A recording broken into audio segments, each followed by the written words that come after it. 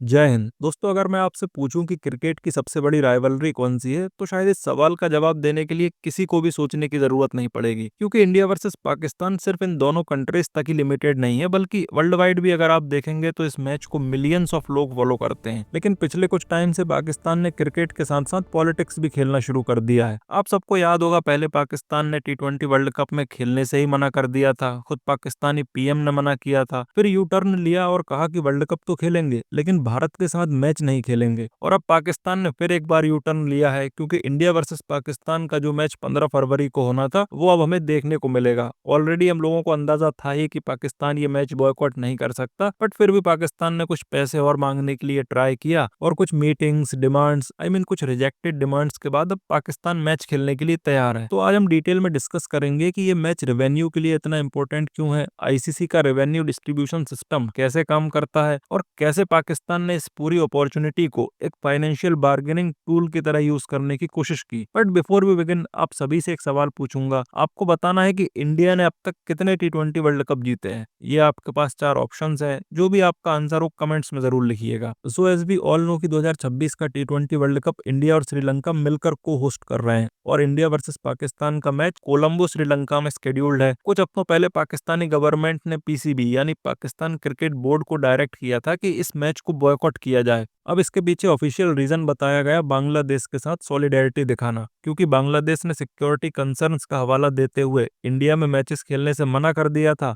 और डिमांड रखी थी कि उनके सारे मैचेस को इंडिया से बाहर शिफ्ट किया जाए। खैर, मैचेस तो बाहर शिफ्ट नहीं हुए, हाँ बांग्लादेश को ही टूर्नामेंट से बाहर शिफ्ट कर दिया गया और उसकी जगह स्कॉटलैंड की टीम को इंक्लूड कर लिया गया। तो बांग्लादेश से सिंपैथी दिखाने के लिए पाकिस्तान ने ये पूरा ड्रामा किया और अगर पाकिस्तान इस मैच को बॉयकॉट करता तो उसे सीधा सीधा 2 पॉइंट्स का लॉस होता, नेट रन रेट खराब होता। और देखो, ऑनेस्टली परफॉर्मेंस के हिसाब से अगर देखा जाए तो पाकिस्तान वैसे भी इंडिया से हारता ही है, तो इससे हमें कोई फर्क नहीं पड़ता। एट दी एंड हमें 2 पॉइंट मिलना ही है। बट सवाल ये है कि ये सब अचानक हुआ कैसे। तो जैसा मैंने बताया, पाकिस्तान ने बॉयकॉट का ड्रामा सिर्फ और सिर्फ एक चीज के लिए किया था, पैसा। इसे आप कोई सॉलिडेरिटी या प्रिंसिपल का एंगल मत समझिएगा। पीसीबी को पहले से पता था कि अगर इंडिया पाकिस्तान का मैच नहीं होगा तो आईसीसी का रेवेन्यू कोलैप्स तो नहीं होगा, बट सीरियस डेंट जरूर लगेगा। और जब बात इकोनॉमिक्स की आती है तो आईसीसी, ब्रॉडकास्टर्स और स्पॉन्सर्स सब अनकंफर्टेबल हो जाते हैं। पाकिस्तान ने इसी डिस्कम्फर्ट को वेपन बनाया। मतलब स्ट्रेटजी क्लियर थी कि मैच कैंसिल करने का थ्रेट दो, अनसर्टेनिटी क्रिएट करो और फिर आईसीसी को नेगोशिएशन टेबल पर बुलाओ। ऑफिशियली कहा गया कि ये बॉयकॉट बांग्लादेश के सपोर्ट में है, लेकिन सच ये है कि बांग्लादेश सिर्फ एक कवर स्टोरी था। असल एजेंडा पीसीबी का अपना फाइनेंशियल इंटरेस्ट था, क्योंकि मीटिंग्स में जो डिमांड्स रखी गई उनमें से ज्यादातर का पाकिस्तान के रेवेन्यू से सीधा कनेक्शन था। मैं आपको डिमांड्स बताता हूँ कि पाकिस्तान ने डिमांड्स क्या रखी थी। तो पहली डिमांड थी बांग्लादेश के लिए आईसीसी से हायर फाइनेंशियल कंपनसेशन, ये कहकर कि बांग्लादेश क्रिकेट एक डेवलपमेंट फेज में है और उसे इंफ्रास्ट्रक्चर इन्वेस्टमेंट की जरूरत है। दूसरी डिमांड, बांग्लादेश को टूर्नामेंट से बाहर होने के बावजूद पार्टिसिपेशन फी मिलना चाहिए, यानी बेसलाइन अमाउंट जो आईसीसी हर टीम को एलोकेट करता है उसे रोका ना जाए। तीसरी डिमांड, बांग्लादेश को फ्यूचर में आईसीसी इवेंट होस्टिंग राइट्स दिए जाएं, जिससे उनकी क्रिकेटिंग विजिबिलिटी और इकोनॉमिक फुटप्रिंट बढ़े। ना यहाँ तक कि डिमांड्स को सपोर्ट बेस्ड फ्रेमिंग के साथ रखा गया, लेकिन इसके बाद पीसीबी की डिमांड्स का फोकस क्लियरली शिफ्ट हो गया पर्सनल फायदे के लिए, क्योंकि चौथी डिमांड थी इंडिया पाकिस्तान बायलैटरल सीरीज को रिज्यूम करना,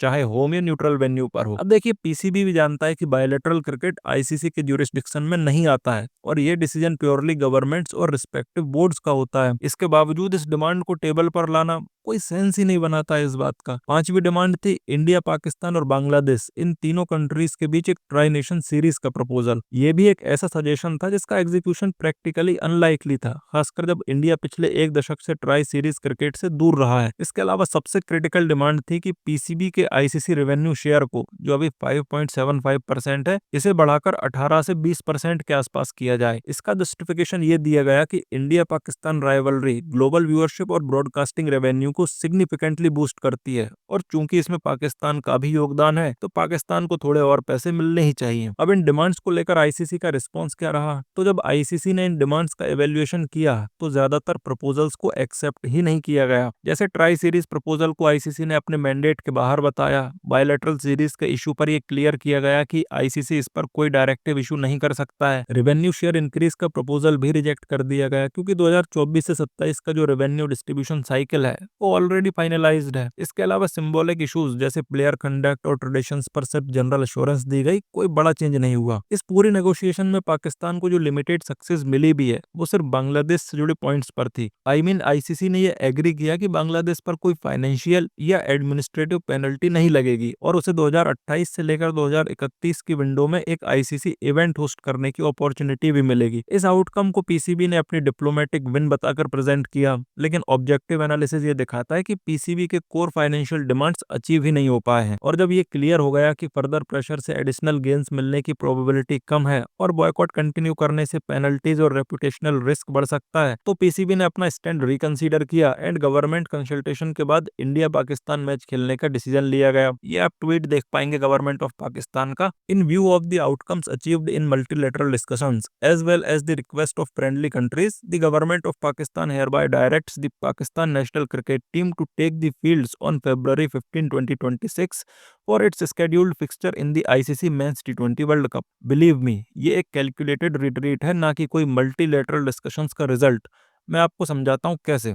देखो, पीसीबी का एनुअल बजट लगभग 40-50 मिलियन डॉलर्स का है। इसमें से 55% से ज्यादा आईसीसी डिस्ट्रीब्यूशन से आता है। इस डिपेंडेंसी के साथ पीसीबी के लिए आईसीसी से confederation long term viable option हो ही नहीं सकता था। इसलिए बॉयकॉट का थ्रेट एक लिमिटेड टाइम लीवरेज था, कोई सस्टेनेबल पावर मूव नहीं थी। एंड बात करें इंडिया पाकिस्तान मैच की, तो ये मैच ग्लोबल क्रिकेट का सबसे बड़ा रेवेन्यू ड्राइवर है। 2023 ओडीआई वर्ल्ड कप के दौरान इस मैच ने सिर्फ इंडिया में 173 मिलियन से ज्यादा डिजिटल व्यूअर्स अट्रैक्ट किए थे। एडवर्टाइजिंग रेट्स पर 20 to 25% प्रीमियम मिलता है और कमर्शियल से 100 करोड़ इंडियन रुपीस से ज्यादा का रेवेन्यू जनरेट होता है। अब आईसीसी के $3 बिलियन मीडिया राइट्स साइकिल का लगभग 80% इंडियन मार्केट से आता है। इसलिए ये कहना गलत नहीं होगा कि पाकिस्तान का लीवरेज इस राइवलरी के होने पर ही डिपेंडेंट है। तो ओवरऑल पिक्चर ये है कि ये कोई मोरल या सपोर्टिंग प्रिंसिपल का स्टैंड नहीं था, ये एक फाइनेंशियल प्रेशर स्ट्रेटेजी थी जो एक पॉइंट के बाद रिस्क हैवी हो गई। इंडिया ने अपनी पोजीशन से कॉम्प्रोमाइज नहीं किया, आईसीसी ने अपना रेवेन्यू स्ट्रक्चर प्रोटेक्ट किया और पाकिस्तान को इवेंट की इंटीग्रिटी और अपने इंटरेस्ट के बीच रिट्रीट लेना पड़ा। मैच होगा, टूर्नामेंट स्टेबल रहेगा और ऑडियंस को वो राइवलरी भी मिलेगी जिसका सबको इंतजार होता है। अब यहाँ मैं जानना चाहूंगा आपके थॉट्स कि क्या भारत को पाकिस्तान के साथ क्रिकेट खेलना भी चाहिए पहलगाम टेररिस्ट अटैक के बाद, चाहे वो आईसीसी इवेंट ही क्यों ना हो। लिखिएगा अपने विचार कमेंट सेक्शन में। एज ऑलवेज मैं मिलूंगा आपसे अगली वीडियो में। For the time being this was all from my side. Thank you for watching. This is Harshvardhan Gurjar signing off.